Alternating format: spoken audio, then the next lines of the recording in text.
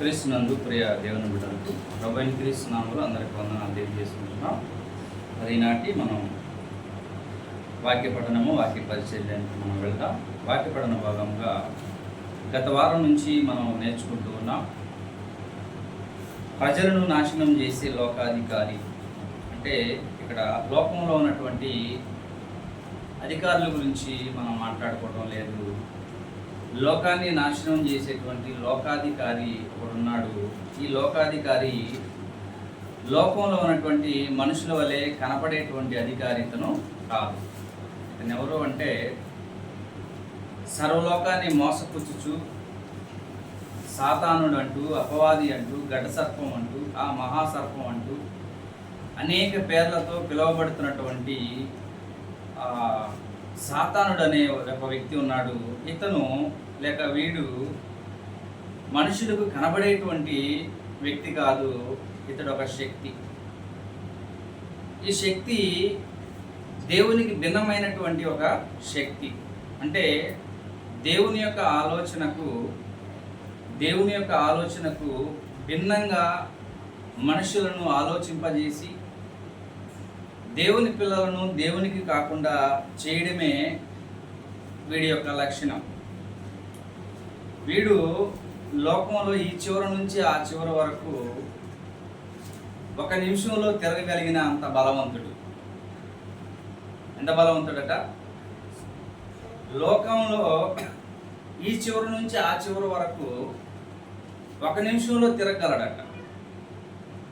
మరి ఎంత వేగంగా తిరగగలడు, ఎంత బలంగా తిరగగలడు, ఎంత బలంగా పనిచేయగలడో మనం చూస్తూ ఉన్నాం. ఎందుకంటే గత వారంలో మనం నేర్చుకున్నటువంటి భాగంలో యేసు ప్రభుల వారిని శోధించడానికి వచ్చినటువంటి సాతానుడు లోకరాజ్యాలన్నిటినీ ఒక నిమిషంలో చూపించాను అనేటువంటి మాటని లూకాసు వార్త 4వ అధ్యాయం 1-8 వచనాల్లో మనం గత వారం కూడా చదువుకున్నాం. అంటే యేసు ప్రభువుని శోధించడానికి వచ్చినటువంటి సాతానుడు లోకంలో ప్రతి మనిషిని శోధిస్తూ ఉంటాడు. ఈ సాతానుడు యొక్క దుష్ట శక్తి లోకంలో పుడుతున్నటువంటి ప్రతి మనిషిని శోధనలో దింపుతూ ఉంటాడు, నాశనంలోనికి నడిపిస్తూ ఉంటాడు, అబద్ధంలోనికి నడిపిస్తూ ఉంటాడు. అలాంటి వాడు చివరకు ప్రభు అయిన క్రీస్తు పరలోకం నుంచి భూమి మీదకి శరీరధారిగా వచ్చినప్పుడు ప్రభువుని కూడా విడిచిపెట్టలేదు. లోకంలో ఉన్న మనుషులందరినీ విడిచిపెట్టడు. అయితే లోక రక్షకుడిగా వచ్చినటువంటి యేసు ప్రభుల వారిని కూడా ఈ సాతానుడు విడిచిపెట్టలేదు. 40 దినాల పాటు శోధింపబడుచు, అనగా సాతానుడు క్రీస్తుని శోధిస్తూ ఉన్నాడు, అనేక మారులుగా శోధిస్తూ ఉన్నాడు. మరి అయితే మన వలె క్రీస్తు శోధింపబడినను మనమైతే అపవాది చేత జయింపబడతాం. అంటే మనల్ని అపవాది జయించేస్తాడు, కానీ యేసు ప్రభువుని అపవాది జయించలేకపోయాడు. అదే కారణం. లోకంలో ఉన్న ప్రతి మనిషిని అపవాది జయించేస్తాడు, కానీ క్రీస్తుని మాత్రం అపవాది జయించలేకపోయాడు.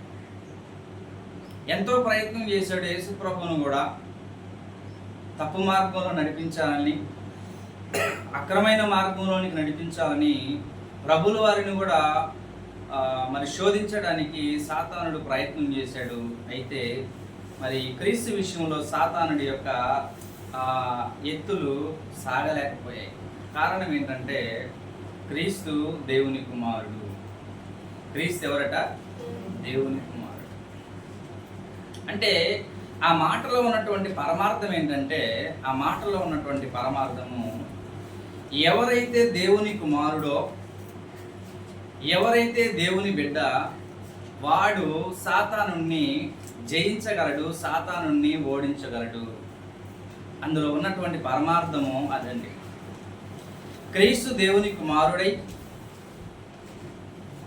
దేవుని ఇష్టానుసారమైనటువంటి కుమారుడై, అలాంటి క్రీస్తు ప్రభువుని సాతానుడు ఓడించలేకపోయాడు. అంటే దేవుని కుమారుని జోలికి మరి దుష్టశక్తి రాగలదా అంటే రాలేదు అని దాని అర్థం అండి. సాతానుడు ప్రతి ఒక్కరిని వచ్చి శోధించి ఇబ్బంది పెట్టి నాశనంలోనికి నడిపించాలని ప్రయత్నం చేస్తాడు. అయితే మరి క్రీస్తు విషయంలో సాతానుడి యొక్క ఎత్తుగడ పనిచేయలేకపోయింది. సకల విధాల ప్రయత్నం చేశాడు, ఎన్నో ప్రయత్నాలు చేశాడు, అవసరాన్ని బట్టి శోధిస్తూ ఉన్నాడు క్రీస్తుని సాతానుడు. 40 దినాలు ఉపవాసం ఉన్న తర్వాత, ఆకలి కొనిన తర్వాత, కొంచెం ఫ్రీగా ముందుగా జరగండి, ఫ్రీగా జరగండి, దారికి అడ్డం లేకుండా.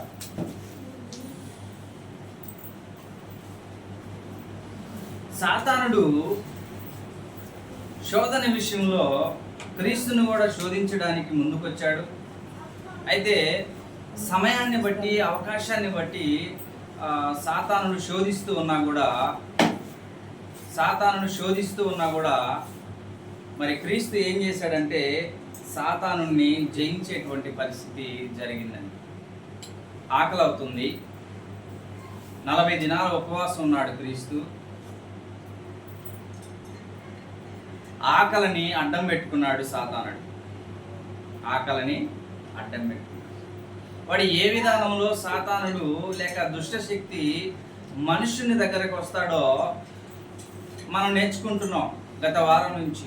సాతానుడి యొక్క ఉనికిని మనం తెలుసుకోవడానికి ప్రయత్నం చేస్తున్నాం. ఎందుకంటే లోకంలో మనకి శత్రువు ఎవరు అని అంటే, మనకి శత్రువు మొట్టమొదటిగా కొన్ని నెలల క్రితం చెప్పాను, మన శరీరమే మనకి శత్రువు. అలాగే మన శరీరాన్ని మనకి శత్రువుగా మార్చేటువంటి ఒక దుష్టశక్తి, వాని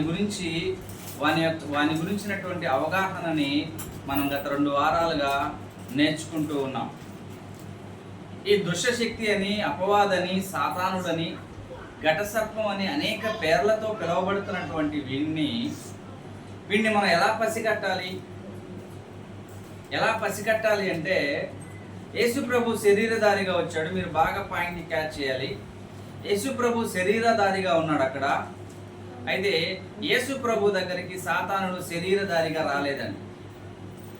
సాతానుడు శరీరధారి కాదు, భౌతికమైన రూపంతో భూలోకంలో తిరిగేటువంటి వాడు కాదు సాతానుడు.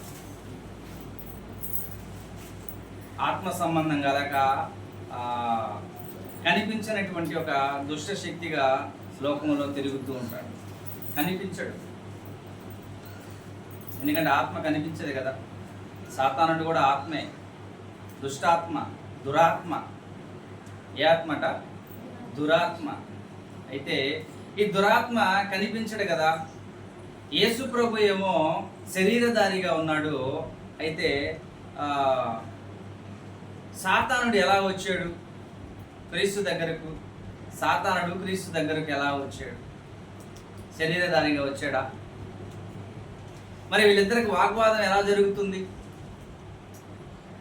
చూసారా? వీళ్ళిద్దరికి వాగ్వాదం ఎలా జరుగుతుంది?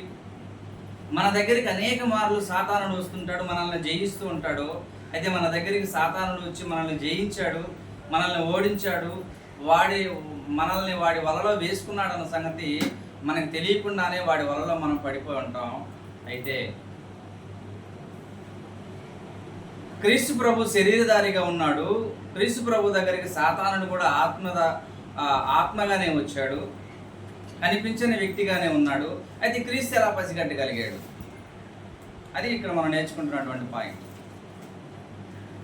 అంటే వాడి ఎత్తుగడ ఎలా ఉంటుందంటే, వాడు మనిషిని శోధించడంలో వాడు ఏ టైంలో మన దగ్గరికి వస్తాడంటే, మన యొక్క అవసరతను వాడు గుర్తించి అప్పుడు మన దగ్గరికి కూడా వస్తాడు. యేసు ప్రభు 40 దినాలు ఉపవాసం ఉన్న తర్వాత కఠినమైన ఆకలితో ఉన్నాడు, భయంకరమైన ఆకలితో ఉన్నాడు. ఆయన 40 దినాల ఉపవాసం అంటే ఎలా ఉంటాడండి? 40 దినాల ఉపవాసం, ఏమి ఆయన ఆహారం తీసుకోలేదు, కఠినంగా ఉపవాసం ఉన్నాడు ఆయన 40 దినాలు. ఎందుకు బాప్టిజం పొంది 40 దినాలు ఉపవాసం ఉండాల్సి వచ్చింది? ఉపవాసంతో ఆయన ప్రార్థన చేస్తూ ఉన్నాడు అరణ్యానికి వెళ్ళిపోయి. బాప్టిజం పొందినటువంటి క్రీస్తు 40 దినాలు అరణ్యంలోనికి వెళ్ళిపోయి ఉపవాసంతో ప్రార్థన చేస్తున్నాడు.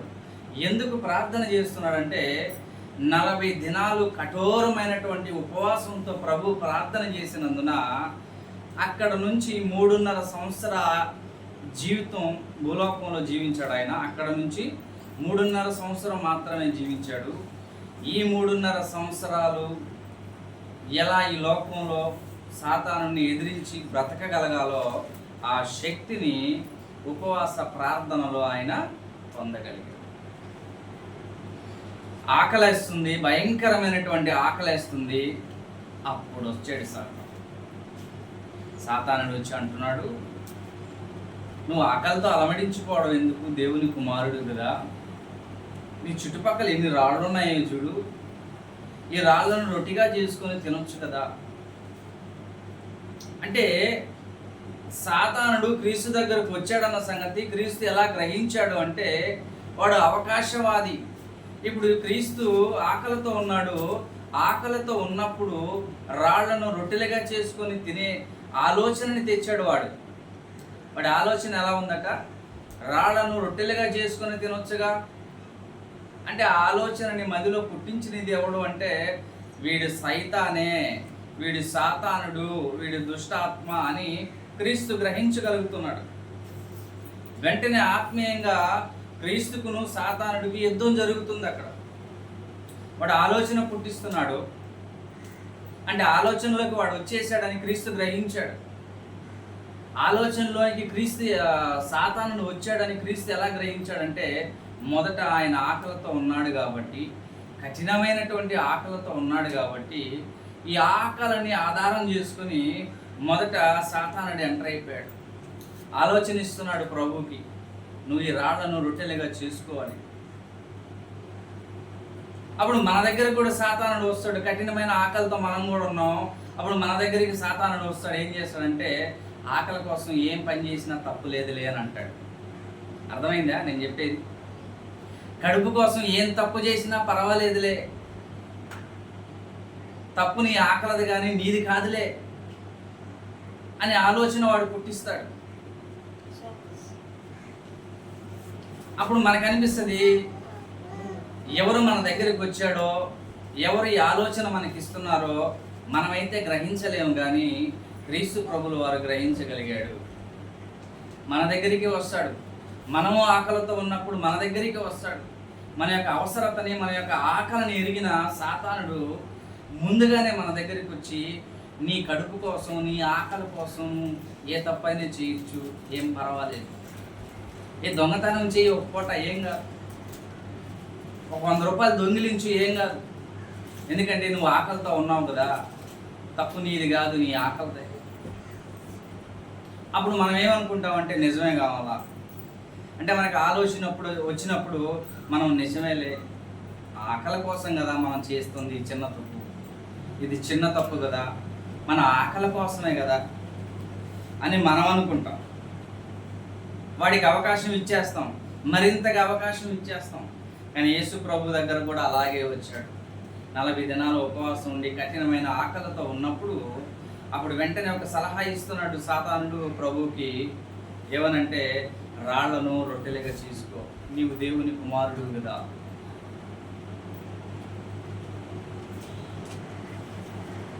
సాతానుడు మనల్ని విడిచిపెట్టలేదు, ప్రభువుని కూడా విడిచిపెట్టలేదు. ప్రభు దగ్గరికి సాతానుడు వచ్చాడన్న సంగతి ప్రభు ఎలాగ గుర్తిస్తున్నాడు, మనం కూడా అలాగే మనం సాతానుడిని గుర్తించడానికి మనం ప్రయత్నం చేయాలి. అయితే వాడిని గుర్తించడానికి మనం ప్రయత్నం చేయాలంటే, ఇదిగో వాడిని గుర్తించడానికి వాడి యొక్క ఆలోచన ఏంటి, వాడి యొక్క క్రియలేంటి అనేది మనం ముందుగా ఎరిగిన వారం అయితేనే కానీ ఆ శత్రువు యొక్క ఆలోచనని మనం చక్కగా పసిగట్టగలం. చూడండి, ఏలియా గారు ఆకలితో ఉన్నాడు. అయితే ఆయన ఏం చేశాడంటే, ఎక్కడికి పోయి దొంగతనం చేయలే. ఏలియా గారు ఎక్కడికైనా పోయి దొంగతనం చేశాడా? చేయలేదు. ఆయన అలా కామ్గా కూర్చుండిపోయాడు అంతే, దేవుడు చెప్పినట్టుగా. అయితే సమయోచితంగా కాకులు వచ్చి ఆయనకి ఏమి ఇస్తున్నాయి? మాంసము, రొట్టెలను ఇచ్చిపోతారు. క్రమమైనటువంటి పద్ధతిలో భక్తులు ఆ రోజు లోకంలో బతికినట్టుగా మనం చూస్తున్నాం. యేసు ప్రభు కూడా ఆ శక్తి ఉంది. యేసు ప్రభుకి ఆ శక్తి ఉంది. ఏంటి ఆ శక్తి అంటే ఆయన రాళ్లను రొట్టెలుగా చేయగలడు, రాళ్లతో మాట్లాడగలడు, రాళ్ళని మాట్లాడించగలడు, రాళ్లలో నుండి మనుషులను కూడా పుట్టించగలడు. ఏం చేయగలడట? రాళ్లలో నుంచి మనుషులను పుట్టించగలడు, రాళ్లను నిజంగా రొట్టెలు చేసుకొని తినగలడు, రాళ్లలో నుంచి స్వరాన్ని ఇవ్వగలడు, మాట్లాడించగలడు వాటిని. అలాంటి శక్తిమంతుడే, నిజానికి వాస్తవానికి అలాంటి శక్తిమంతుడే. అయినప్పటికీ ఆ రాళ్లను రొట్టెలుగా చేసుకోవాల్సినటువంటి అక్రమమైన పద్ధతి ఆయన పాటించడు. ఆయన ఏం చేయడట? పాటించడు. అయితే ఈ ఆలోచన సాతానుడిదని క్రీస్తు ప్రభు గుర్తించేశాడు. మరి మనం కూడా గుర్తించాలి కదండి. మనం కూడా గుర్తించాలి. సాతానుడిని పసిగట్టే ప్రయత్నమే మనం చేస్తున్నాం. మీరు జాగ్రత్తగా ఆలోచన చేయాలి. మీ జీవితాల్లో, మనందరి జీవితాల్లో క్రీస్తుని ధరించుకున్నటువంటి మనకు లోకంలో ఫైటింగ్ ఉంది, యుద్ధం ఉంది, పోరాటం ఉంది. ఎవరితో పోరాటం అంటే మొదటిగా మన శరీరంతో మనకు పోరాటం, రెండోది అపవాదితో మనకి పోరాటం. లోకస్తులు ఎలాగైనా జీవించగలరు, లోకస్తులు దేనినైనా సర్దుబాటు చేసుకొని పోగలరు ముందుకి. అలా సర్దుబాటు చేసుకొని పోవడానికి మనకి ఏ అధికారం లేదు. ఎందుకో తెలుసా? మనం ఒక అధికారం కింద లోబడి ఉన్నాం. మనము ఒక అధికారి కింద మనం లోబడి ఉన్నాం. మన ఒక చట్టం కింద మనం ఉన్నాం. ఉదాహరణకి ఆంధ్రప్రదేశ్లో ఇప్పటి వరకు వైసీపీ గవర్నమెంట్ ఉంది కదా. వైసీపీ గవర్నమెంట్, ఆంధ్రప్రదేశ్లో వైసీపీ గవర్నమెంట్ ఉంది, తెలంగాణలో కాంగ్రెస్ గవర్నమెంట్ ఉంది. ఇక్కడ ఉన్నటువంటి మనము, నేను కాంగ్రెస్ చెప్పినట్టు వింటానంటే సరిపోద్దా? లేదు. ఎందుకంటే మనం ఆంధ్రప్రదేశ్లో ఉన్నాం. ఆంధ్రప్రదేశ్లో ఇప్పుడు వైసీపీ గవర్నమెంట్ ఉంది కాబట్టి మనం ఆ గవర్నమెంట్ కింద ఉన్నాం కాబట్టి, మనం ఆ పాలనలో ఉన్నాం కాబట్టి, వాళ్ళు చట్టం ఏది చేస్తే దాన్ని మనం ముందుకు తీసుకుని వెళ్ళాలి, అందులో మనం కొనసాగాలి. అది ఎలాగైతే ఉందో, మనం ఇప్పుడు క్రీస్తు రక్తము చేత కడగబడినటువంటి మనము, క్రైస్తవులుగా అయినటువంటి మనము, మనకి ఒక చట్టం ఉంది.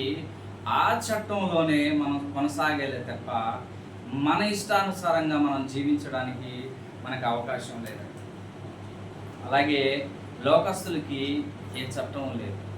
లోకస్తులకి ఏ చట్టం లేదు. ఎందుకంటే వాళ్ళు ఎవరికి మనసుకు వచ్చినట్టుగా, ఎవరికి తోసినట్టుగా, ఎవరి హృదయాలోచన చెప్పున వాళ్ళు కొనసాగడానికి వాళ్ళకి అవకాశం ఉంది.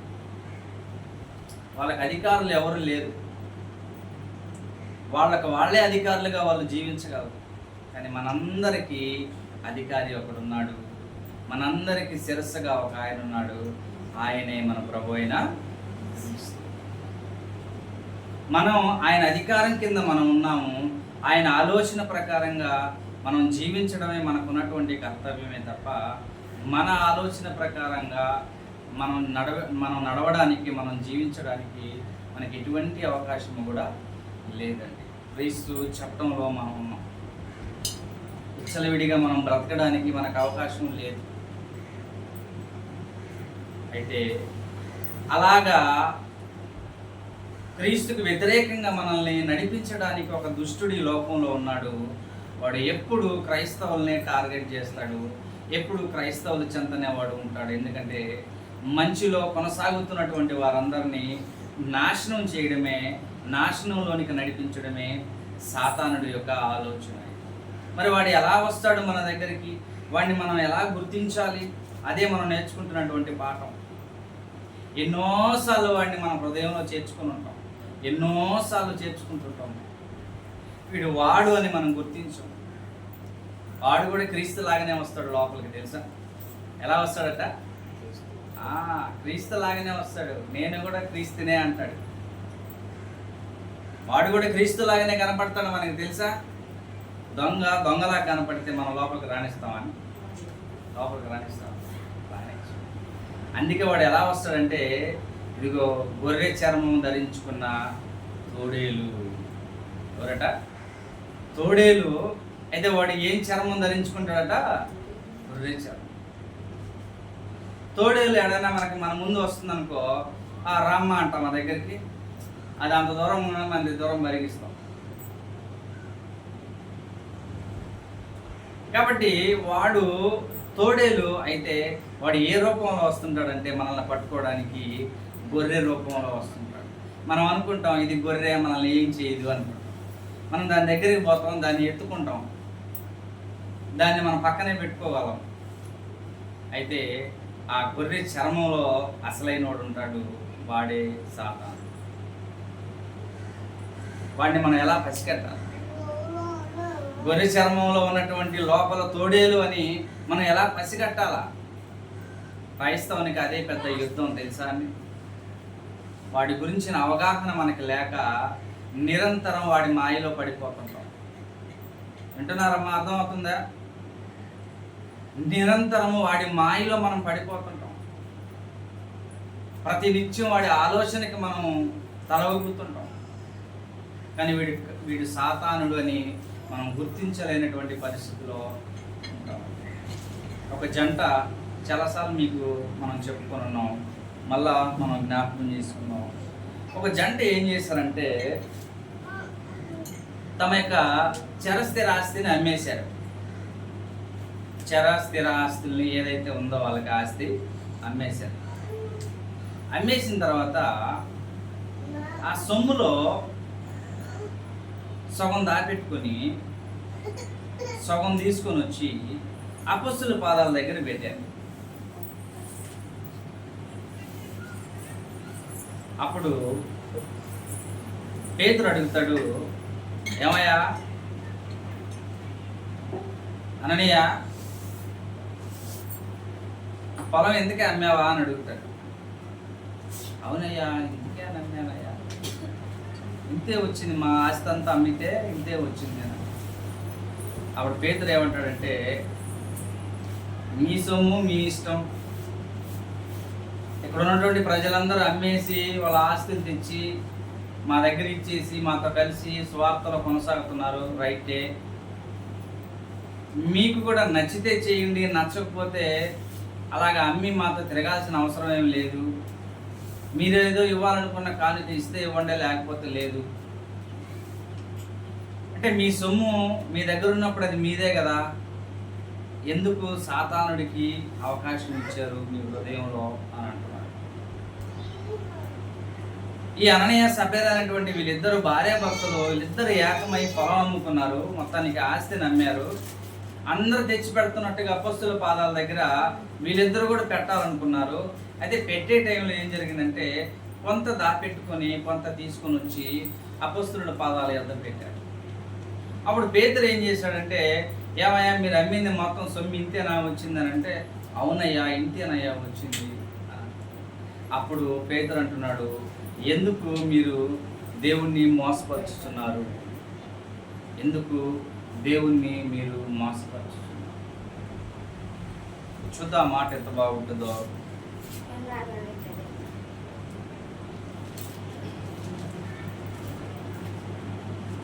అపొస్తలుల కార్యములు 5వ అధ్యాయము మొదటి వచనాల నుంచి నేను చదువుతాను.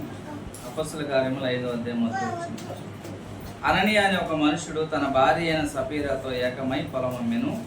భార్య ఎరుకనే వాడు దానిని వెలలో కొంత దాచుకొని కొంత తెచ్చి అపొస్తలుల పాదముల యొద్ద పెట్టెను.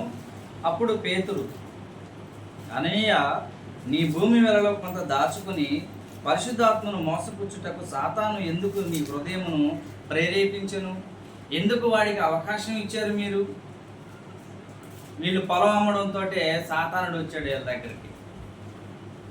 సాతానుడు వచ్చాడు, వచ్చి వీళ్ళిద్దరు లోపల ఒక బీజం వేసాడు, ఒక విత్తనం వేసాడు. ఏంటా విత్తనం అంటే,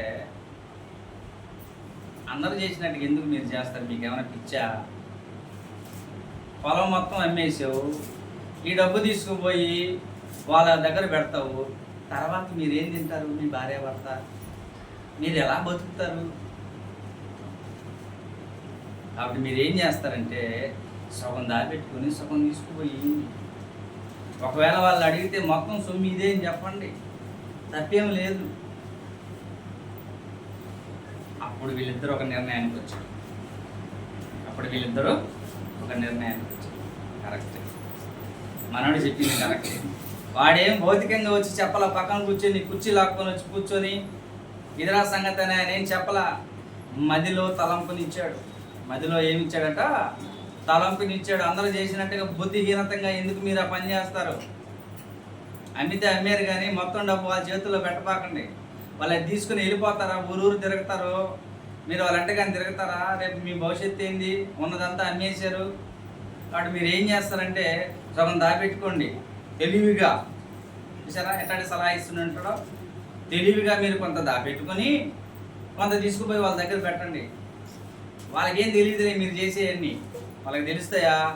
వాళ్ళకి అవన్నీ ఏం తెలియదు. ఒకవేళ అడిగితే మేము అమ్మింది అంతే అని చెప్పండి. వేసాడు లోపల ఒక ట్యాబ్లెట్, మింగేశారు వీళ్ళిద్దరు. ఆ ట్యాబ్లెట్ని మింగేశారు. అప్పుడు వీళ్ళిద్దరు కలుసుకుని ఏం చేశారంటే, వాస్తవమే అమ్మా నాకు ఈ ఆలోచన వస్తుంది, డబ్బు తెచ్చి ఇంట్లో పెట్టిన కాడి నుంచి నాకు ఏ ఆలోచన వస్తుంది అని చెప్పి పాపం భార్యతో చెప్పాడు.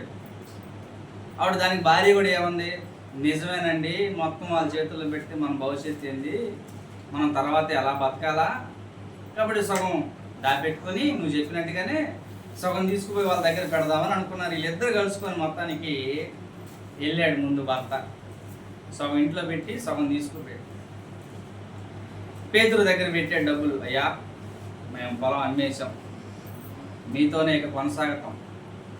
పొలం అమ్మేశాం, మాకు ఇదిగో ₹1,00,000 వచ్చిందని ఆడబెట్టారు. వీళ్ళిద్దరు ఇంట్లో చేసే సన్నివేశం అంతా పరలోకంలో దేవుడికి తెలియదా అండి? ఇచ్చోడా దేవుడేమన్నా ఎర్రుడా, జ్ఞానం లేనోడా? ఇక్కడ వీళ్ళ ఇంట్లో వీళ్ళకి ఏం ఆలోచన వస్తుందో ఆ ఆలోచనకి ముందే సాతానుడు వెళ్ళి వీళ్ళని ఎలా ప్రేరేపించాడో, సాతానుడికి వీళ్ళు ఎలా అవకాశం ఇచ్చారో ఇవన్నీ కూడా దేవుడు చూస్తూ ఉన్నాడు. అక్కడ వెంటనే సమాచారం పేతురికి అందించాడు దేవుడు. పేతురు రెడీగా ఉన్నాడు, రానేలే చూద్దామని. ఈ లోపల అననీయ వచ్చాడు డబ్బులు తీసుకొని. పేతురు కాళ్ళ దగ్గర పెట్టాడు. అయ్యా మన ఆస్తి అంతా అమ్మేశాం, మొత్తం నీ చేతిలో పెడుతున్నాం అన్నారు. అప్పుడు వెంటనే పేతురు ఏమన్నాడు అక్కడ? అప్పుడు పేతురు, అననీయ నీ భూమి వెలలో కొంత దాచుకుని పరిశుద్ధాత్మను మోసపుచ్చుటకు సాతానుని ఎందుకు నీ హృదయమును ప్రేరేపించెను? ఎలా ప్రేరేపించుంటాడంటావు? ఇప్పుడు దాకా మనం చెప్పుకున్నాం. యాక్చువల్గా ఆలోచన మనకు ఎలా అనిపిస్తుంది చెప్పండి? ఆ ఆలోచన మనకు ఎలా ఉంటుంది? మనకు కూడా వాస్తవమే అనిపించాలి. నీకున్నదే ఎకరా ఉందరా నాయనా, ఈ ఎకరా అమ్మేశారు, మీకు వెనక ముందు ఏమీ లేదు, ఈ డబ్బులు మొత్తం తీసుకుపోయి అందరూ ఎర్రోళ్ళు అయ్యి వాళ్ళందరూ తీసుకుపోయి అపస్తుల దగ్గర పెడుతున్నారు, వాళ్ళకేం పని బాట లేదు, వెనక ముందు ఆలోచన లేదు. మీరు కూడా అట్లా ఉండవాకండి, మీరు కొంత దాపెట్టుకుని మీ భవిష్యత్తు కొరకు కొంత తీసుకుపోయి వాళ్ళకి పెట్టండి అని చెప్పి సాతానుడు వాళ్ళ హృదయంలో ఒక ట్యాబ్లెట్ వేసాడు. మనకు కూడా వేస్తాడు అప్పుడప్పుడు. ఇట్లాంటి వేసినప్పుడు మనం కూడా ఏమనుకుంటాం? అవును కరెక్టే, ఆ చేసే పనులు వాళ్ళు చేసేదంతా అది మంచి పనులు కాదు, మనం కొంచెం తెలివైన వాళ్ళని, కాబట్టి మనం ఏం చేద్దామంటే కొంత దాపెట్టుకొని కొంత తీసుకుపోయేద్దాం అనుకున్నారు వీళ్ళిద్దరు తెలివిగలరు అనుకున్నారు. ఇక్కడ ఇంట్లో ఊరంతా అమ్మేసి డబ్బులు తెచ్చి అలకడ పెడుతుంటే వాళ్ళంతా ఎర్రోళ్ళు అనమాట. వీళ్ళిద్దరు మాత్రం సాతానుడికి అవకాశం ఇచ్చిన వాళ్ళు మాత్రం జ్ఞానవంతులు, జాగ్రత్త పరులు. ఇప్పుడు పేతురు దగ్గరికి ఈ నటనంతా దేవుని దగ్గర ఆడదండి. ఈ నటనంతా మన దగ్గరే. నా నటన నా భార్య దగ్గర, నా భార్య నటన నా దగ్గర చెల్లుద్దేమో కానీ దేవుని దగ్గర చెల్లదండి. చెల్లుద్దండి? చెల్లదు. నేనేం చెప్పినా నా భార్య నమ్మొచ్చు, నా భార్య ఏం చెప్పినా నేను నమ్మొచ్చు. ఏడు చెల్లుబాటు అయిద్దేమో కానీ మా ఇద్దరు నటన దేవుని దగ్గర చెల్లుబాటు అయిద్దా? దేవుని దగ్గర చెల్లుబాటు కాదు. మీ అందరి నటన దేవుని దగ్గర చెల్లుబాటు అయిద్దా? దేవుని దగ్గర చెల్లుబాటు కాదు. అననీయ వచ్చాడు డబ్బులు తీసుకొని, వెంటనే ఎత్తడమే ఎత్తాడు పేతురు. ఏమయ్యా అననీయ, కొంత డబ్బులని ఇంట్లో దాపెట్టుకొని కొంత తీసుకొని వచ్చి నా దగ్గర పెట్టి, ఎందుకు సాతాడు మీ హృదయంలో ప్రేరేపించడానికి వాడికి అవకాశం ఎందుకు ఇచ్చారు మీరు? పాపం అననీయ సఫీరా మా దగ్గరికి సాతానుడు వచ్చాడని, ఈ ఆలోచన సాతానుడు ఇస్తున్నాడని, ఇది దేవునికి వ్యతిరేకమైన ఆలోచనని పాపం వీళ్ళిద్దరు గ్రహించలేకపోయారు. ఆలోచించండి, మన దగ్గర కూడా ఎన్నోసార్లు వచ్చి ఉంటాడు, ఎన్నోసార్లు ఇలాంటి రకాలైన ఆలోచనలు ఇచ్చుంటాడు. ఆ ఆలోచన అన్నిటినీ మనం ఏం చేస్తుంటాం అంటే వాడికే ఓటేస్తుంటాం, ఆ అధికారికే ఓటేస్తుంటాం. ఏ అధికారట? ఆయన నాశనం చేసే అధికారి. వీడు భక్తుల్ని నాశనం చేసే అధికారి. లోకంలో ఉన్నటువంటి దేవుని పిల్లలందరినీ పాపం చేయించి నాశనంలోనికి నడిపించి చివరికి దేవుడు అంటే ఎరగకుండా వాళ్ళని చచ్చేటట్టుకు చేసే, ప్రజలను నాశనం చేసేటువంటి ఒక అధికారి, లోకాధికారి సాతానుడు. వాడికే మనం ఓటేస్తాం, వాడికే వేస్తాం మనం ఓటు. అందుకే ప్రభువుని లోకమంతా ఒక నిమిషంలో చూపించి, ఈ లోకరాజ్యాలన్నీ నాకు అప్పగింపబడి ఉన్నవి అని సాతానుడు అంటున్నాడంటే దాని అర్థం ఏంటంటే ఈ ప్రజలందరూ నా వశంలో ఉన్నారు. మిస్టర్ యేసు, వీళ్ళు నీ వశంలో కాదు, నా వశంలో ఉన్నారు. చూడు, నేను ఏది చెప్తే అది చేస్తారు. చూడు, నువ్వు సాయంత్రం 200 తీసుకొని తాగుపోరా అంటే వెళ్తున్నారు. చూడు, ఆ వైన్ షాపులోకి వెళ్ళి చూడు. ఒకప్పుడు 100 రూపాయలు క్వార్టర్ ఉండే తాగేది, ఇప్పుడు 200 ఉన్నా కూడా తాగుతారు. అది వాళ్ళు నా బిడ్డలు అంటే. సాతానుడు ఏం చేస్తున్నాడో తెలుసా? సాతానుడు ఇరుగ్గా కూర్చోవడం ఎందుకు? ఫ్రీగా జరగవచ్చు కదా, ఖాళీగా ఉంది, ఇటు కూర్చోవచ్చు కదా.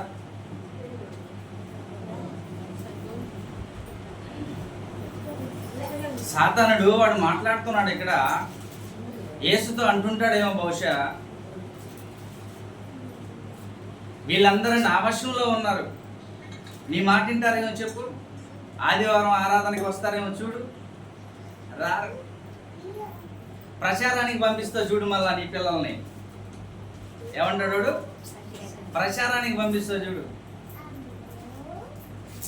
క్రైస్తవులు ఆదివారం రోజు ఆరాధనకు రాకుండా 300 ఇచ్చి ఒక క్వార్టర్ ఇస్తామంటే ప్రచారానికి పోయిన వాళ్ళు ఉన్నారు.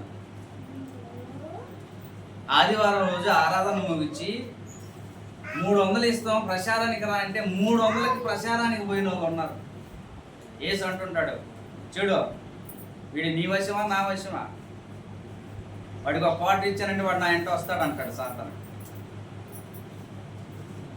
లోకం అంతా నా వశంలో ఉంది, నీ వశంలో కాదు. సాతానుడు యేసు ప్రభుతో వాదిస్తున్నాడు ఇక్కడ. వాళ్ళందరూ నా వశంలో ఉన్నారు, నన్ను గెలిపించున్నారు వాళ్ళు, నాకు వాళ్ళు ఓటేసినది తెలుసా? ఈ లోకాధికారిని నేను, వీళ్ళందరూ నా వశంలో ఉన్నారు, నా గిరిలో ఉన్నారు. ఒక్క పూట కూడా దేవుడి మాట మాట్లాడరు, పొద్దులు వస్తాం భూతి మాటలు మాట్లాడతారు. చూడు నా బిడ్డలు, అటు చూడు, అటు బయటికి వెళ్ళి అంటుంటాడు, నన్ను గెలిపించున్నాడు, నా అధికారంలో ఉన్నారు వీళ్ళందరూ. మనమేనంటే గెలిపించేది ఎవరినైనా కూడా ఇటు క్రీస్తున్నా ఇటు సాతానున్నా గెలిపించేది ఎవరంటే మనుషులే, మనమే. మనం చేసే పనులను బట్టి ఒకటి క్రీస్తు గెలవడమా, 2 సాతానుడు గెలవడమో మనమేనంటే గెలిపించేది, ఓటమిని ఇచ్చేది. సాతానుడు యొక్క రాకని మనం గుర్తించాలా? సాతానుడి యొక్క రాకని మనం గుర్తించాలి. మన జీవితంలో ఉదయం నుంచి రాత్రి వరకు నిరంతరము వాడు మనల్ని కనిపెట్టుకొని తిరుగుతూ ఉన్నాడు. వాడు మన దగ్గరికి ఎలా వస్తున్నాడో, ఏ ఆలోచనని తీసుకొని వస్తున్నాడో మనం పసికట్టాల. మనకు వస్తున్న ఆలోచనే వీడా మన దగ్గరికి వచ్చింది, క్రీస్తా మన దగ్గరికి వచ్చింది అని మనకు అర్థమైపోవాలి. తలుపు తడుతున్నాడండి. క్రీస్తు బయట ఉన్నాడా లోపల ఉన్నాడా? ఏమంటే ప్రకటన గ్రంథం 3వ అధ్యాయంలో చదివాం కదా, నేను తలుపు నద్ద నుండి తలుపు తడుతూ ఉన్నాను, ఎవడైనా నా స్వరాన్ని విని తలుపు తీస్తే నేను వాడి దగ్గరికి వెళ్ళి మేమిద్దరం కలిసి చక్కగా భోజనం చేద్దాం అనుకుంటే నాకు తలుపు తీయరే. అంటే తలుపు తడుతున్నాడు అంటే ఈయన లోపల ఉన్నాడా బయట ఉన్నాడంటే ఈయన బయటపడేసారు. క్రీస్తుని ఏం చేశామంట? బయటపడేసాం. మరి లోపల ఉన్నది ఎవరు? క్రీస్తులాగే లోపలికి పోయాడు ఒకడు. క్రీస్తులాగా అబద్ధపు క్రీస్తు వీడు, అబద్ధపు క్రీస్తు వీడు. ఏం పర్వాలేదంటాడు వీడు, ఏం పర్వాలేదంటాడు. ఆ ఆలోచన వాడి రాక మనం గుర్తించాలి. ఈ ఆలోచన దేవునిదా? నాకు ఇప్పుడు వస్తున్నటువంటి తలంపు దేవునిదా? దేవునికి సంబంధించిందా? లేకపోతే అపవాది నా దగ్గరికి వచ్చాడా అనేది మనం మనకు వస్తున్నటువంటి ఊహ లేకపోతే ఆలోచన తలంపు ఏదైతే ఉందో దానిని బట్టి మనం గ్రహించగలం. ఈ అననీయ సఫీరా దగ్గరికి ఎవరు వచ్చారట? సాతానుడు వచ్చాడట. పాపం ఈ అననీయ సఫీరా సాతానుడికి బలైపోయి ఇద్దరు చచ్చిపోయారు దేవుని చేతిలో. చచ్చిపోయారే లేదా? చచ్చిపోయారు. వాళ్ళు భౌతికంగా అక్కడ చచ్చిపోయారు. ఇప్పుడు మనం ఆత్మీయంగా రోజుకి ఎన్నిసార్లు చచ్చిపోతున్నాం? భౌతికంగా వాళ్ళిద్దరు చచ్చిపోయారు స్పాట్లో ఒకసారే. ఇవాళ సాతానుడి ఆలోచనకి మనం అడుగులోకి మడుగులు ఒత్తి మనం రోజుకి ఎన్నిసార్లు చచ్చిపోతున్నామో చూడండి. ఎందుకంటే సాతానుడిని మనం గుర్తించనందునే మనం వాడికి ఆలోచన ఇచ్చేస్తాం, వాడిని మన హృదయంలోనికి చేర్చేస్తాం. వాడిని మనం పసిగట్టే ప్రయత్నం మనం చేయాలండి. ఈ ఆలోచన ఎవరిది?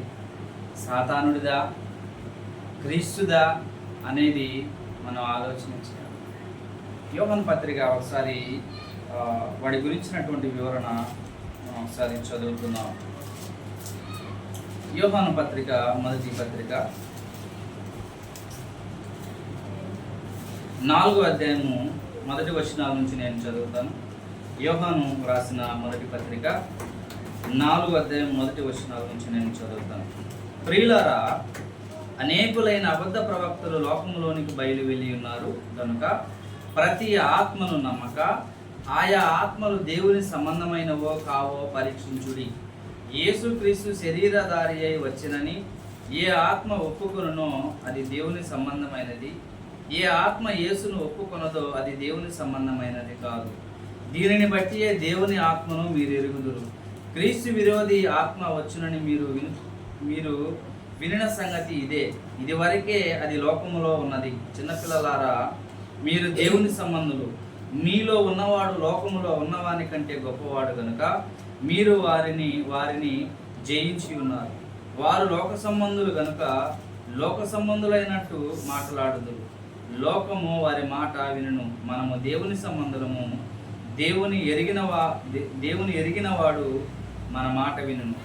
దేవుని సంబంధి కానివాడు మన మాట వినడు. ఇందువలన మనము సత్యస్వరూపి అయిన ఆత్మ ఏదో భ్రమపరుచు ఆత్మ ఏదో తెలుసుకొనుచున్నాము. దేవుని ఆత్మ ఇచ్చే ఆలోచన, భ్రమపరిచే ఆత్మ ఇచ్చే ఆలోచన మనం ఎరిగిన వారము అని యోహాను గారు ఈ యొక్క పత్రికని వ్రాస్తూ ఉన్నారు. యోహాను గారు పత్రికను రాస్తున్నారు. లోపల పెట్టు, పత్రికని రాస్తూ ఉన్నాడు.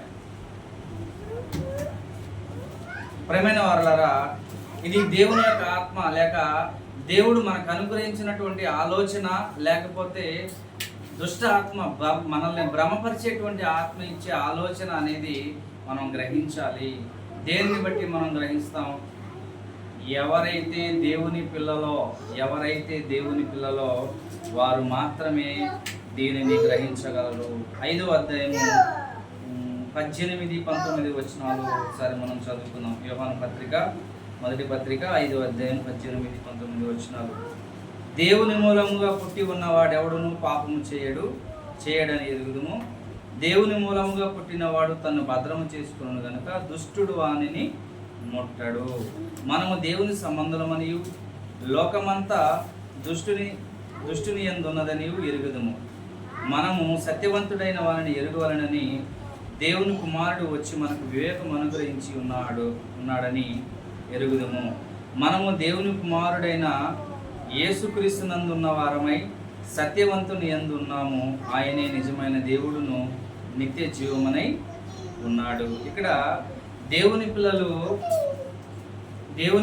దేవుని గుర్తించగలరు, సాతానుని గుర్తించగలరు. దుష్టుడికి లోనైపోరు, వాడి ఆలోచనని గుర్తించగలరు. దేవుని సంబంధి అయిన వాడు తన్ను భద్రం చేసుకుంటాడు. ఎవరి నుంచి భద్రం చేసుకుంటాడంట? దేవుని మూలంగా పుట్టినవాడు తన్ను భద్రం చేసుకున్నాడు కనుక దుష్టుడు వానిని ముట్టడు. వస్తాడు దుష్టుడు, అయితే వాడు మనల్ని ముట్టడు. ఎందుచేత ముట్టడంటే దేవుని మూలముగా పుట్టినటువంటి మనము, క్రీస్తు దేవుని కుమారుడు గనక ఆఖరి టైంలో సాతానుడు వచ్చి నన్ను శోధిస్తున్నాడు అన్న సంగతి క్రీస్తు గ్రహించగలిగాడు. అర్థమవుతుందా నేను చెప్పే పాయింట్? సాతానుడిని మన జీవితంలో వాడిని మనం ఎలా పసిగట్టాలా? సాతానుడు మన దగ్గరికి వస్తున్నప్పుడు వీడు వచ్చాడు అని మనం ఎలా పసిగట్టాలంటే, భౌతికమైన రూపంలో వస్తే మనం పసిగట్టవచ్చు. ఇప్పుడు సాతానుడి గురించి గర్జించు సింహం వలె ఎవరిని మృంగుదునా అని తిరుగుతున్నాడనే మాట ఉంది కదా. భూ సంబంధంగా సింహంలా కానీ కనపడితే మనం గుర్తించేస్తాం. వాడిని అవతల గొంతులో చూస్తే మనం యువతల ఇంట్లో తలిపే చేసుకుంటాం, వీడొచ్చి మనం నాశనం చేయబోతాడని కదా. కానీ అలా వస్తున్నాడా? వాడు ఆత్మ, దుష్టాత్మ, దురాత్మ. అది ఆత్మ కనపడదు. ఆత్మ కనపడదు, ఆలోచననిస్తాడు. ఇక్కడ ఇంజెక్ట్ చేస్తాడు ఆలోచన. అననీయ సపేరాకి వేసాడు సూది, ఫలిచ్చేసి. అర్థమవుతుందా? అననీయ సపేరాకి వేసాడు ఇంజెక్షన్, ఫలించేసి.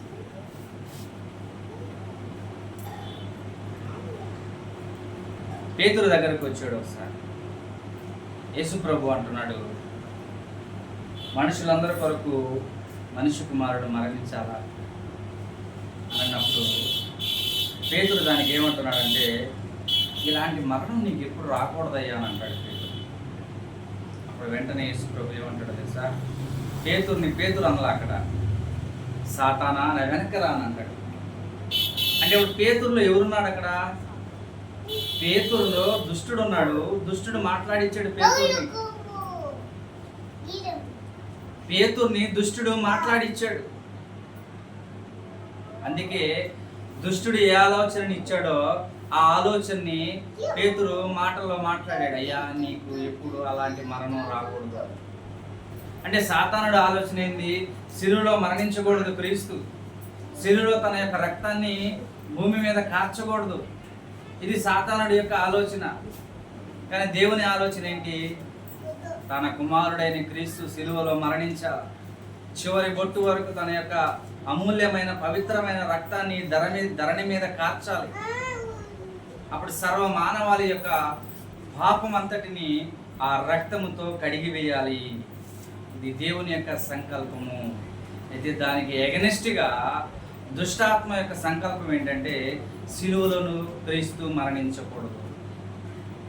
అందుకే పేతురులో ఆ ఆలోచన ఇచ్చాడు సాతానుడు. అయ్యా నీకు ఇలాంటి మరణం రాకూడదయ్యా. అప్పుడు వెంటనే యేసు ప్రభు ఎవరిని అక్కడ పసిగట్టాడు? పేతురులో సాతానుడు ఉన్నాడని యేసు ప్రభు పసిగట్టాడు. మరి మనం కూడా పసిగట్టాలి. వస్తున్నాడు మన దగ్గరకు. రోజుకి ఎన్నిసార్లు వస్తున్నాడో మన దగ్గర, ఏ రూపంలో వస్తున్నాడో మన దగ్గరికి. వాడి రూపాలు ఎన్నో తెలుసా? వాడి రూపాలు చాలా రూపాలండి, ఒకటే కాదు రెండు కాదు. వాడి రూపాలు చాలా రూపాలు ఉన్నాయి వాడి. ఆ రూపాలలో వాడు మన దగ్గరికి వస్తున్నాడు. మరి వాడిని మనం పసిగట్టాలంటే ముందు వాడి గురించి ముందుగానే మనం తెలుసుకోవాలి. క్రీస్తు దేవుని కుమారుడు గనుక, క్రీస్తు దేవుని ఇష్టానుసారంగా జీవితాన్ని జీవించేటువంటి వాడు గనుక తన్ను భద్రం చేసుకుంటున్నాడు. అపవాది వచ్చినా కూడా, అరే పోరా రాళ్లను రొట్టెలుగా చేసుకోవడం ఏంది? ఆ రొట్టె వల్లనే మనిషి జీవిస్తాడు అనుకుంటున్నావా? లేదు. దేవుని నోట నుండి వచ్చి ప్రతి మాట వలన జీవించగలడే తప్ప రొట్టె తింటే బతకడరా మనిషి అని వాడికి పై ఎత్తుగా కౌంటరు యేసు ప్రభు సాతానుడి మీద వేయడం జరిగింది. అది మనమైతే ఏం చేయబోతాం? మనమైతే ప్రయత్నం చేస్తామేమో రాళ్ళని చూసి రొట్టె లేవు అని, అంతే కదా. మనమైతే అదే ఆలోచన రాబద్దు మనకి. కానీ క్రీస్తు దేవుని కుమారుడు కనుక, అందుకే మనం ఇక్కడ చదివిన యోహాను మొదటి పత్రిక 5వ అధ్యాయం 18వ వచనంలో, దేవుని మూలముగా పుట్టినవాడు తన్ను భద్రం చేసుకును గనుక దుష్టుడు వారిని ముట్టడు. క్రీస్తు దేవుని మూలంగా పుట్టాడు కదండి భూమి మీద, అంతే కదా. క్రీస్తు దేవుని మూలంగా భూమి మీదకి వచ్చాడు ఆయన. కనుక క్రీస్తు ఏం చేయగలుగుతున్నాడంటే దుష్టుని నుంచి తన్ను భద్రం చేసుకుంటున్నాడు. దుష్టుడు నా దగ్గరికి వచ్చాడని పసిగట్టగలుగుతున్నాడు. ఇవాళ మనం కూడా దుష్టుడిని పసిగట్టడానికి మనం ప్రయత్నం చేయాలి. ఎందుకంటే లోకమంతా దుష్టుని యందున్నది. ఆ కింద వచనంలో అదే చెప్పాడండి. కింద వచనంలో అదే చెప్పాడు. దేవుని మూలంగా పుట్టిన వాడు ఎవడును పాపం చేయడని ఎరుగుదుము. దేవుని మూలంగా పుట్టినవాడు తను భద్రం చేసుకున్నాను కనుక దుష్టుడు వారిని ముట్టడు. లోకమంతయు దుష్టుని యందున్నది. లోకమంతా ఎవరు ఎందుందంట? లోకమంతా దుష్టుని యందుందండి. తాగుడు, తినుడు, తిరుగుడు, క్లబ్బులు, పబ్బులు, సినిమాలు, బీచ్లు, ఒకటా రెండా? లోకంలో ఉన్నదంతా వ్యర్థమైనది. లోకం అంతా దుష్టుని యందున్నది. అంటే దుష్టుడి యొక్క ఆలోచనని పండిస్తుంది లోకం అంతా.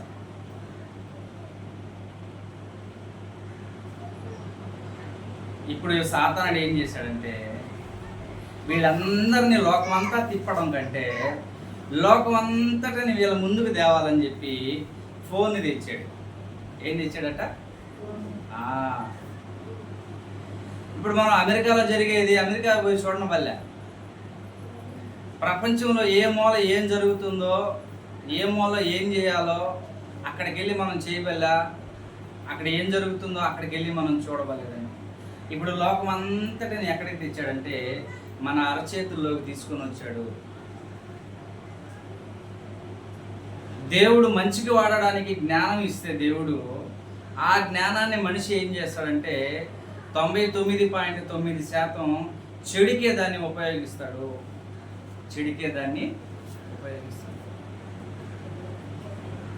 ఆదాము అవ్వలు పండు తినిన తర్వాత వాళ్ళు మంచి చెడ్డలు ఎరుగునట్టుగా జ్ఞానం వచ్చింది. అయితే మంచి చెడ్డలు ఎరుగునట్టుగా జ్ఞానం రావడం అనేది కరెక్ట్ అయిన ప్రాసెసర్ కాదు అది దేవుని దృష్టి. ఎందుకో తెలుసా?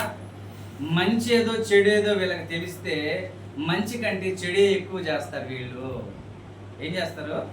మంచి కంటే చెడే. ఇప్పుడు లోకం మంచి ఎక్కువ చేస్తుందా, చెడు ఎక్కువ చేస్తుందా?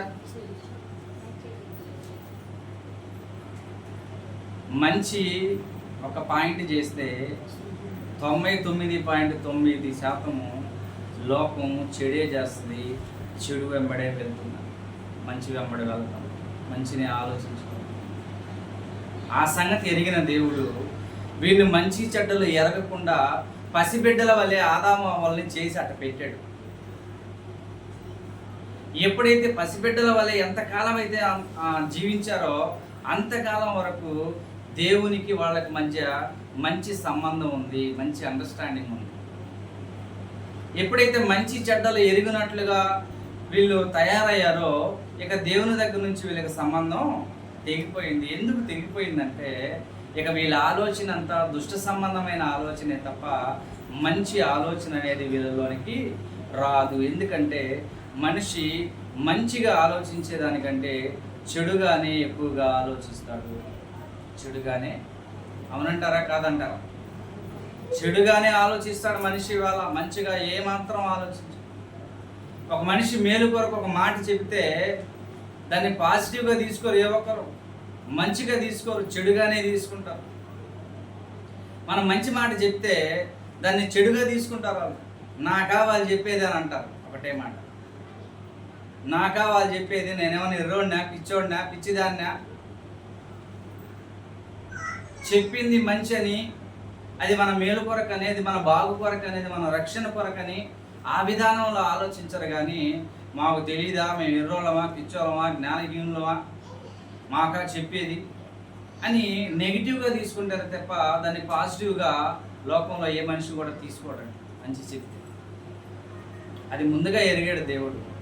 అందుకే మంచి చెడ్డలు ఎరగకుండా పసిబిడ్డల స్వభావంతో ఆదాము అవ్వాలని భూమి మీద ఉంచిపెట్టాడండి కొంతకాలం. ఎప్పుడైతే ఆజ్ఞని అతిక్రమించి మంచి చెడ్డలు తెలియనించి వృక్షఫలాన్ని తిన్నారో, ఎప్పుడైతే వారిలోనికి పాపం ప్రవేశించిందో, ఇప్పుడు వాళ్ళకి సమాన అనుభవం వచ్చేసింది. మంచి ఏంటో చెడేంటో అనుభవం వచ్చేసింది. మంచి చెడ్డల అనుభవం వచ్చినప్పుడు మనిషి దేని వెంబడబోతుంటాడంటే చెడు వెంబడే పోతూ ఉంటాడు, మంచి వెంబడపోడు.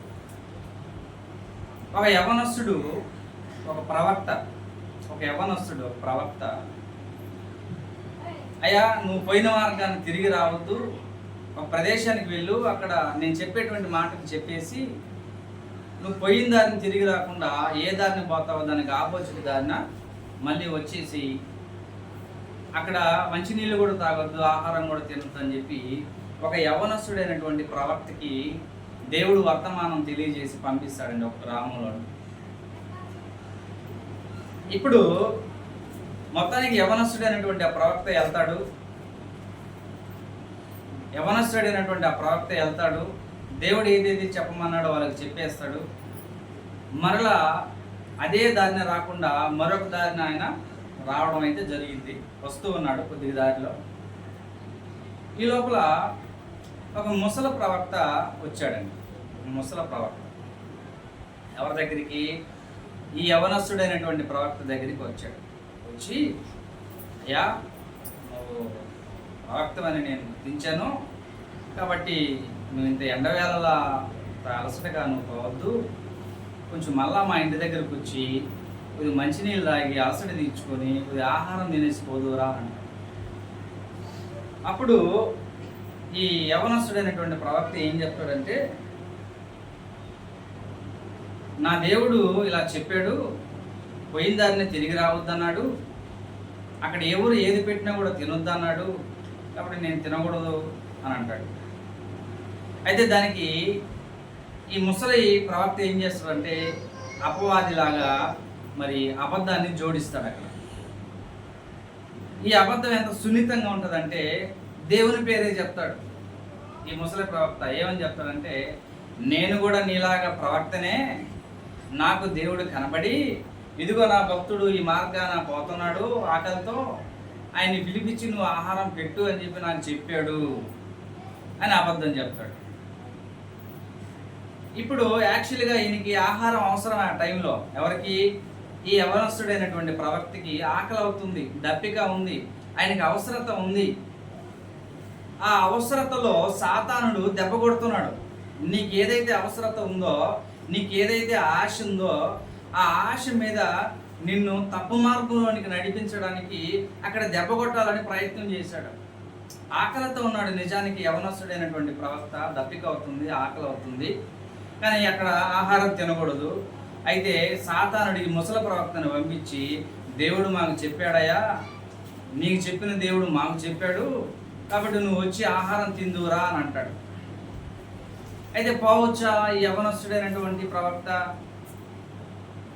పోవచ్చా? పోకూడదు. ఎందుకో తెలుసా? ఆ ముసలి ప్రవక్త చెప్పినటువంటి ఆ దేవుడు ఇతనికి చెప్పాలి మళ్ళా ఏమని, నేను ఒక వ్యక్తిని పంపిస్తాను, ఆ వ్యక్తితో పాటు నువ్వు వెళ్ళి ఆయన ఇంట్లో ఆహారం చేయి, ఆహారం తిను అని నాకు ఇతనికి చెప్పాలి యాక్చువల్గా. అయితే దాన్ని గ్రహించాల ఎవరు? ఈ యవనస్తుడైనటువంటి ప్రవక్త. అది గ్రహించకుండా, ఎందుకంటే ఇతనికి అవసరత ఉంది. ఏం అవసరత? ఆకలి ఉంది ఇప్పుడు ఈయనకి, కడుపు నిండాలి ఇప్పుడు ఈయనకి. అవతలుడు ఏం చేశాడు? సాతానుడు దేవుని పేరు చెప్పాడు అక్కడ. నీకు చెప్పిన దేవుడే నాకు చెప్పాడయా, రాయా బాబు అని అన్నాడు. దేవుడే చెప్పాడు అంటలే అని చెప్పి ఆకలి మీద వెళ్ళిపోయాడు వెనకాల. వెళ్ళాడు, ఆ ముసలి ప్రవక్త ఇంటికి వెళ్ళాడు, ఆహారం తిన్నాడు, మళ్ళా వచ్చాడు. ఆయన వస్తూ ఏం చేశాడంటే గాడిద మీద వస్తూ ఉన్నాడు. ఎవరు? యవనస్తుడైన ప్రవక్త. ఈ లోపల దేవుని యొక్క కోపం రగులుకుంది. అడవిలో మార్గం మధ్యలో పులిని పంపించాడు దేవుడు. సింహాన్ని పంపించాడు. గాడిదని ఏం చేయలే కూలి. గాడిద మీద కూర్చున్నటువంటి ఆ యవనస్తుడైన ప్రవక్తను ఏం చేసింది? గొంతు కొరికి తినలా, మళ్ళా పక్కన పడేసింది అంతే. అంటే అబద్ధానికి చోటిచ్చాడు వీడు. ఈ ఈ యవనస్తుడైనటువంటి ప్రవక్త అబద్ధానికి చోటిచ్చాడు. సాతానుడికి ఎప్పుడైతే ఇతడు చోటిచ్చాడో వెంటనే కడుపు కొరకు, ఆ ఆకలి కొరకు మరి వెళ్ళిపోయి తిన్నందున ఇప్పుడు ఇతనికి ఏమొచ్చిందంటే, ప్రాణం నిలుపుకోవడానికి ఏ ఆజ్ఞనైతే అతిక్రమించి ఆహారం తిన్నాడో ఇప్పుడు ఆ ప్రాణం ఏమైపోయిందట? ఏమైపోయింది? ఆ ప్రాణం పోయింది. ఆ ప్రాణం అర్థమవుతుందా? ఇప్పుడు ఆకలి, మనం ఎందుకు ఆకలికి అన్నం తింటామంటే ప్రాణం నిలుపుకోవడానికే కదా, అంతేనా కదా? ప్రాణం నిలుపుకోవడానికి ఆకలికి మనం అన్నం తింటాం. ఇప్పుడు ప్రాణం నిలుపుకోవడానికి ఈ యవనస్తుడైనటువంటి ప్రవక్త ఏం చేశాడంటే, దేవుని ఆజ్ఞను అతిక్రమించిపోయి అన్నం తిన్నాడు. ప్రాణం నిలుపుకోవడానికి అన్నం తిన్నాడు. అయితే అన్నం తినడానికి ముందు దేవుని ఆజ్ఞను అతిక్రమించి వెళ్ళాడు ప్రాణం నిలుపుకోవడానికి. ఇప్పుడు ఆజ్ఞను అతిక్రమించినందుకు ఆ ప్రాణం నిలబడిందా? నిలబడేది. అడవిలోని సింహం వచ్చి తినేసింది, కొరికేసింది, గొంతు కొరికేసి ఆడ పడేసింది. అందుకు ఒక మంచి మాట యేసు ప్రభు మరి కొత్త నిబంధనలో మనకు చెప్పాడు. నా నిమిత్తము తన ప్రాణమును పోగొట్టుకున్నవాడు మరలా ప్రాణాన్ని దక్కించుకుంటాడు. యేసు ప్రభు ఏమన్నాడు? నా నిమిత్తము తన ప్రాణాన్ని పోగొట్టుకుంటే మరలా నేను వారికి ఆ ప్రాణాన్ని ఏం చేస్తాను? తిరిగి ఇస్తాను అని అన్నాడు. ఇక్కడ యవనస్తుడైనటువంటి ఈ ప్రవక్త దేవుని కొరకు తన ప్రాణాన్ని పోగొట్టుకోవాలనుకున్నాడా? అనుకోలా. దేవుని మాటను నెరవేర్చడానికి ఆకలితోనే ఇల్లుండాలా? ఒకవేళ ఆకలితో వెళ్తూ ఆకలి తీవ్రత ఎక్కువైపోయి పడి చచ్చిపోయినా దేవుడు బతికించగలడు. అని ప్రాణం నిలుపుకోవడానికి దేవుని మాటను అతిక్రమించాడు. ఇప్పుడు ఏమైందంటే ఆ ప్రాణం పోయింది. యేసు ప్రభు అంటున్నాడు కొత్త నిబంధనలో, నా నిమిత్తము మీ ప్రాణమును పోగొట్టుకుంటే మరలా మీరు దాన్ని పొందుతారు. అంటే నీతిని గెలిపించడానికి, క్రీస్తుని గెలిపించడానికి, క్రీస్తు మన హృదయాల్లో నివాసం చేయడానికి, దేవుడు మన హృదయంలో నివాసం చేయడానికి ఇప్పుడు మనం క్రీస్తుకి లేక దేవునికి, పరిశుద్ధాత్మునికి అవకాశం మనం ఇవ్వాలి తప్ప దుష్టునికి మనం అవకాశం ఇవ్వకూడదు. ఒకవేళ మనం ప్రాణం పోద్దేమో, ఆకలి కొరకు ప్రాణం పోద్దేమని ఆజ్ఞను అతిక్రమించి మనం పాపం చేసామనుకున్నాం. ఫర్ ఎగ్జాంపుల్ అన్నమే తిన్నాం అనుకున్నాం. ఇప్పుడు ఏ ప్రాణాన్ని నిలుపుకోవడానికి నువ్వు అన్నం తిన్నావో ఆజ్ఞను అతిక్రమించి ఇప్పుడు ఆ ప్రాణాన్ని దేవుడు ఏం చేస్తాడట? తీసేస్తాడు. నా నిమిత్తము తన ప్రాణాన్ని పోగొట్టుకోవడం ఇష్టం లేకపోతే వాడు తన ప్రాణాన్ని పోగొట్టుకుంటాడు. కాపాడుకోవాలనుకుంటే వాడు తన ప్రాణాన్ని ఏం చేసుకుంటాడంట? పోగొట్టుకుంటాడు. అదే నా నిమిత్తము తన ప్రాణాన్ని పోగొట్టుకోవాలనుకుంటే పౌలు గారు క్రీస్తు నిమిత్తము తన ప్రాణాన్ని దారపోసాడు. క్రీస్తుని ఎరగనంత వరకు అనేక మంది ప్రాణాలు తీసినటువంటి పౌలు గారు క్రీస్తుని ఎరిగిన తర్వాత క్రీస్తు కొరకు అనేక మంది రక్షణ కొరకు తన ప్రాణాన్ని పణంగా పెట్టాడు. అధికమైన దెబ్బలు తిన్నాడు. క్రీస్తు కంటే అధికమైన దెబ్బలు తిన్నాడు పౌలు. తన జీవితాన్ని క్రీస్తు వలె, వివాహ జీవితం లేకుండా క్రీస్తు వలె బ్రతికాడు పౌలు కూడా. తెలుసా? యవ్వన కాలంలో క్రీస్తు దర్శనాన్ని చూసినటువంటి పౌలు ఇక వివాహాన్ని కోరుకోలేదు. ఎందుకో తెలుసా? ఇక నాకు ఏది అవసరమో, ఏది నాకు ప్రాముఖ్యమో, ఏది నాకు రక్షణో అది నాకు తెలిసిపోయింది. ఇదిగాక మరొకటి నేను ఏది కోరుకున్నా అది నాకు భారమే అయింది తప్ప మరి నాకు రక్షణకరమైనది కాదు అనుకున్నాడు. కాబట్టి క్రీస్తు కంటే మరి దేనిని ఎక్కువగా ప్రేమించకూడదు అనుకున్నాడు. కాబట్టి తన జీవితంలో భార్యను కోరుకోలేదు, బిడ్డల్ని కోరుకోలేదు, సంసారాన్ని కోరుకోలేదండి పౌలు గారు. ఎందుకంటే భార్యను కోరుకొని ఉంటే తనలో ఉన్నటువంటి ప్రేమని క్రీస్తు మీద ఉంచాల్సినటువంటి ప్రేమలో కొంత భార్యకి ఇవ్వాలి ప్రేమని. అర్థమవుతుందా? అలాగే పిల్లలు పుట్టారంటే కొంత ప్రేమని పిల్లలకి పంచాలా. భార్యకు కొంత పంచి పిల్లలకు కొంత పంచితే ఇంకా క్రీస్తుకి ఏమి ఇవ్వాలా నేను ప్రేమని అనుకున్నాడు పాపం మహాభక్తుడు. అందుకే సంపూర్ణ ప్రేమని క్రీస్తు మీద చూపించాలంటే నాకు వేరే లగేజీ ఉండకూడదు అనుకున్నాడు. ఏముండకూడదట? ఇక వేరే లగేజీ నాకు ఉండకూడదు. ఇక ఒక లగేజీ ఒక పెట్టిని తగిలించుకున్నాను అనుకో, మళ్ళా 2 పెట్టెలు వస్తాయి వెనకాల. ఒకటి తగిలించుకుంటే మళ్ళీ 2 వస్తే ఈ 2కి కొంతకాలానికి మళ్ళీ ఇంకొక 2 వచ్చినాయి అనుకో, ఇంకా అట్ట పెట్టెలు పెరిగిపోతుంటాయి తప్ప పెట్టెలు పెరుగుతుంటాయి వెనక క్రీస్తు నాకు దూరం అయిపోతుంది. క్రీస్తుని నేను ప్రేమించలేను ఇక. అందుకే ఏం చేశాడంటే యవ్వన కాలం ముందు క్రీస్తుని ఎరిగినటువంటి పౌలు ఇక దేనిని కోరుకోవాలా, క్రీస్తుని మాత్రమే కోరుకున్నాడు. పెళ్లికి దూరం అయిపోయాడు, భార్యకి దూరం అయిపోయాడు, కుటుంబానికి దూరం అయిపోయాడు. దేన్ని కూడా ఆయన ఆశించలేదు. ఎందుకో తెలుసా? నా సంపూర్ణ ఆయుష్ కాలాన్ని, సంపూర్ణ బలాన్ని, నా సంపూర్ణమైనటువంటి ప్రేమని నా క్రీస్తు కొరకు నేను వాడాలి అని ఒక నిర్ణయం తీసుకున్నాడు తన జీవితంలో. ఇక క్రీస్తు తర్వాత దేనిని కూడా తన జీవితంలోనికి రానివ్వలేదు పౌలు గారు. అలా జీవించాడు కాబట్టి పౌలు ఒక గొప్ప మాట గ్రంథంలో వాడతాడు. ఆ మాట ఏంటంటే, నేను క్రీస్తును పోలి నడుచుకున్న ప్రకారము. ఆ మాట ఎవడైనా అనగలదండి? నేను క్రీస్తును పోలి నేను క్రీస్తులా నడుచుకున్నాను అనే ధైర్యం ఎవరికైనా ఉందా లోకంలో? ఆ మాట అనే శక్తి ఉందా ఎవరికైనా? క్రీస్తు పోలి నేను నడుచుకున్నాను అంటే అసలు ఛాన్సే లేదండి లోకంలో ఏ ఒక్కరికి.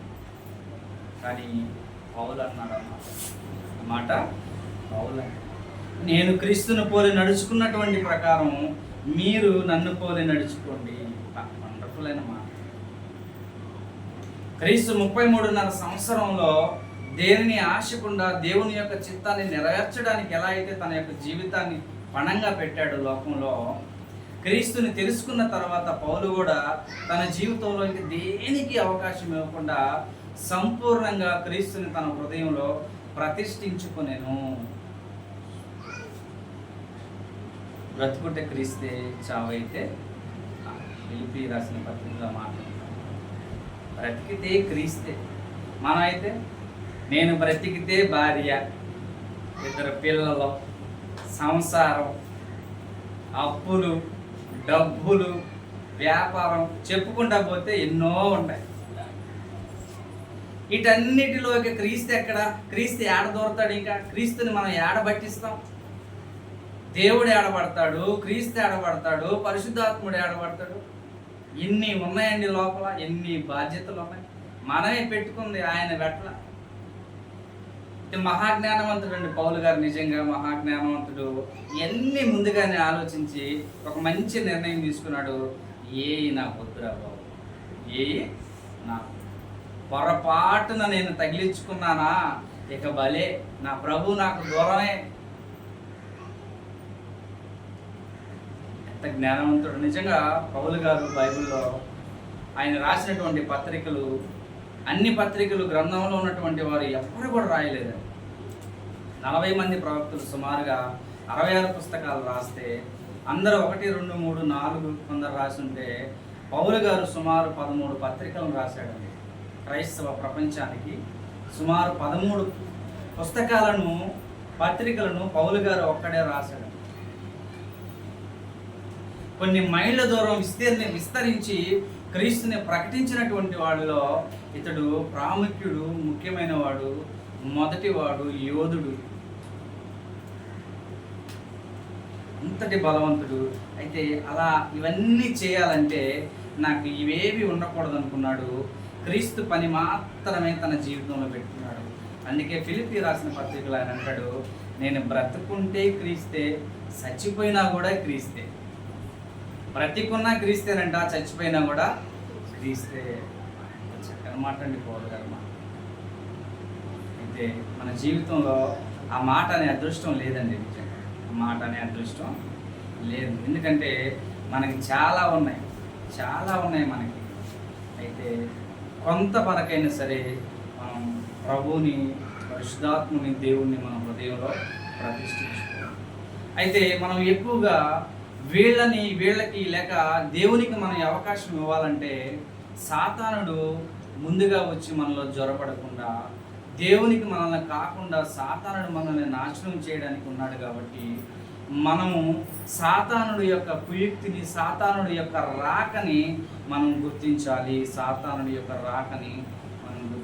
ఒక క్రైస్తవుడు, ఒక దేవునికి సంబంధించిన వ్యక్తి మన ఆలోచనలోనికి సాతానుడు వస్తున్నాడని మనం వెంటనే పసిగట్టాలి. దేవుని వాక్యము మన తలంపులకు కావాలా అంటాడండి. దేవుని వాక్యము మన తలంపులకు కావాలా. వెంటనే మనం సాతానుడిని పసిగట్టాలి. అననీయ సపీరాలు పసిగట్టలేకపోయారండి. యవనస్తుడైనటువంటి ఆ ప్రవక్త పసిగట్టలేకపోయారు. అలాగా ఎందరో భక్తులు లేకపోతే ఎందరో మనుషులు మరి సాతానుని పసిగట్టలేక సాతానుడి యొక్క వలలో చిక్కుకుపోయి నాశనంలోనికి వెళ్ళిపోయారు. క్రీస్తు ప్రభువుని అప్పగించినటువంటి ఇస్కరియోతు యూదా, 3.5 సంవత్సరం క్రీస్తుతో అతుక్కొని స్వార్థ చేసినటువంటి వాడు. ట్రెజరర్గా క్రీస్తు యూదాని పక్కన పెట్టుకున్నాడు. డబ్బు సంచి యూదా దగ్గరే ఉండేది. ఎవరు ఎంత ఏ కానికిచ్చినా యూదా దగ్గరే వేసేవాడు ప్రభు. ఎందుకంటే ఆ దేవుని కార్యాలు మనం ఎక్కడ తిరగాలన్నా, ఏం తినాలన్నా, ఏం తాగాలన్నా, ఏం చేయాలన్నా కూడా వాటిని మొత్తాన్ని సిద్ధపరచడానికి ఒక మంచి ఉద్యోగాన్ని మరి యేసు ప్రభు యూదాకి అప్పగిస్తే ఆ ఉద్యోగాన్ని మరి యూదా ఏం చేయలేకపోయాడట, చేయలేక నాశనం చేసుకున్నాడు. మంచి ఉద్యోగాన్ని ఇచ్చాడు యేసు ప్రభు ఇస్కరియోతు యూదాకి, నాశనం చేయలేదు. ఎందుకంటే లోకాన్ని ప్రేమించాడు, డబ్బుని ప్రేమించాడు. 30 వెండి నాణ్యాలు వస్తాయనుకున్నాడు. యేసు ప్రభుని అప్పగించాలనుకున్నాడు. యేసు ప్రభు చచ్చిపోతే 30 వెండి నాణ్యాలతో ఈ లోకంలో నేను బాగా బతకగలను అనుకున్నాడు పాపం యేసు ప్రభు ఇస్కరియోతు యూదా.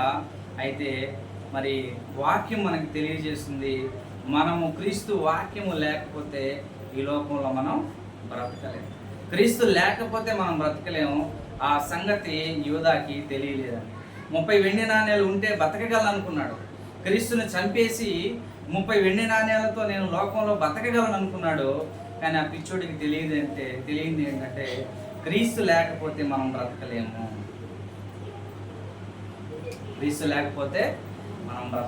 ఎందుకంటే జీవాధిపతి అయినటువంటి క్రీస్తు ద్వారా మనకి జీవం వస్తుంది మనలోకి. అర్థమవుతుందా? దేవుని యొక్క మాటలు మనం ఎంత శ్రద్ధగా మన వాక్యాన్ని మనం వింటూ ఉంటామో, ఆస్వాదిస్తామో అవి మనకి మేలుకరంగా ఉంటాయి. సాతానుని మరి పసిగట్టాలి. ఇస్కరియోతు యూదా కూడా పాపం పసిగట్టలేకపోయాడు. ఎందుకంటే డబ్బు సంచి ఎప్పుడు వాడి పక్క ఉండడాన్ని బట్టి ఆ డబ్బును చూసి ఇక సాతానుడు ఏం చేశాడంటే, అరే క్రీస్తు ప్రభువు కానీ లేకపోతే ఈ సంచి నీ సొంతమైందని ఉంటాడు. ఎవరుంటాడు? ఏ డబ్బు సంచి పట్టుకొని నువ్వు తిరుగుతున్నావో ఆ యజమానుడు, ఆ డబ్బు సంచికి యజమానుడిగా ఉన్న క్రీస్తు నువ్వు చంపేసావంటే ఈ డబ్బు సంచి నీ సొంతం అయిపోద్దని చెప్పాడేమో పాపం సాతానుడు. మరి 30 వెండి నాణ్యాలకి అప్పగించేసాడు. హృదయంలో సాతానుడికి చోటు ఇచ్చేసి చూద్దాం. మాట చదువుకొని మనం ముగిద్దాం. యోహాను సువార్త 13వ అధ్యాయము.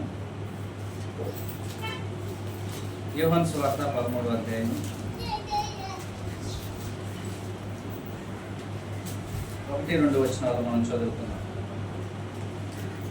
తాను ఈ లోకము నుండి తండ్రి వద్దకు వెళ్ళవలసిన గడియ వచ్చినని యేసు పస్క పండుగకు ముందే ఎదిగిన వాడై లోకములోనున్న తన వారిని ప్రేమించి వారిని అంతం వరకు ప్రేమించాను. వారు భోజనం చేయుచుండగా ఆయనను అప్పగింపవలనని సీమోను కుమారుడగు ఇస్కరియోతు యూదా హృదయంలో అపవాది ఇంతకు మునిపి ఆలోచన పుట్టించి ఉండెను. ముందే ఆలోచన ఇచ్చేసాడు. నువ్వు ఒక మంచి టైం ఎంచుకో, అనుకూలమైన సమయం ఎంచుకో, ప్రభువుని అప్పగించు, 30 వెండి నాణ్యాలు వస్తాయి. ఇచ్చేసాడు మదిలో, హృదయంలో ముందుగానే ప్రేరేపించున్నాడు. సమయం చూసుకో, ఆయన అప్పగించే 30 వెండి నాణ్యాలు వస్తాయి. నీకు డబ్బు సంచి దొరుకుద్ది, నువ్వు మంచిగా జీవించగలవు.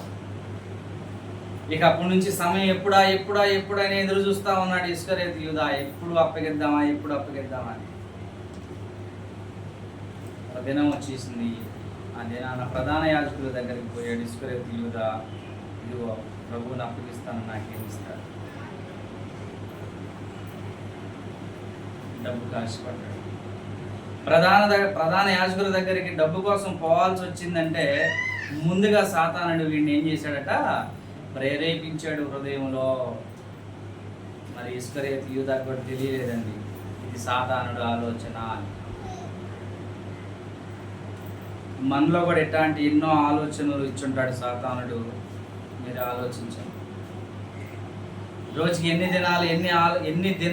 రోజుకి ఎన్నిసార్లు సాతానుడు మన దగ్గరకు వస్తున్నాడో ఆలోచించండి. ఎన్ని రూపంలో వస్తున్నాడో ఆలోచించండి జాగ్రత్త. వాడిని మనం గుర్తించగలిగితే మనల్ని మనం భద్రం చేసుకోగలం. దేవుని మూలముగా పుట్టినవాడు తను తాను భద్రం చేసుకోగలం. దుష్టుడు వాడిని ముట్టకుండా, ఇప్పుడు దుష్టుడు మనల్ని ముట్టకుండా మనల్ని మనం భద్రం చేసుకోవాలి. ఆలోచించండి. ఏ గంటలో ఏ గడియలో ఏ ఆలోచన మనకు వస్తుందో ఇది సాతానుడిదా లేకపోతే క్రీస్తు ప్రభుదా ఆలోచించండి. కనుక ప్రియమైన వారులారా, సాతానుడి యొక్క ఆలోచనని మనం పసికట్టాలి. అది పసికట్టడానికి మనం ఈ యొక్క పాఠాలని మనం నేర్చుకుంటున్నాం. వాడు మనకి శత్రువుగా ఉన్నాడు. దేవుని పిల్లల్ని దేవునికి కాకుండా చేయడమే వాడి యొక్క ఆలోచన ఉంది. అయితే మనం ఆలోచనని గుర్తించి వాడికి మనం దూరంగా వెళ్ళి ప్రభువుకి మనం ఎప్పుడైతే దగ్గర అవుతామో అప్పుడు మనం మరణించిన తర్వాత నిత్య జీవాన్ని పొందేటువంటి అవకాశం మనకి దొరుకుతుంది. ఇంతవరకు ఈ మాటలు విన్నందుకు క్రీస్తు ప్రభు నామములో మీ అందరికీ వందనాలు తెలియజేసుకుంటూ నేను ముగిస్తూ ఉన్నాను.